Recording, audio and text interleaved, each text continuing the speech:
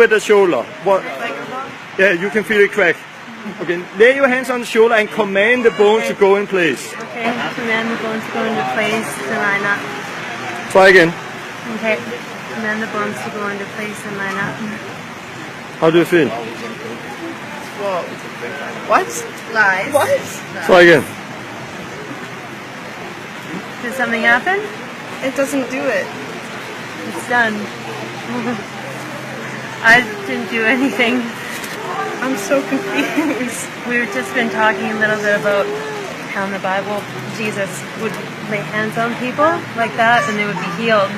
And I grew up in a religious home and I didn't really understand all that stuff. And so I've never done that before in my life.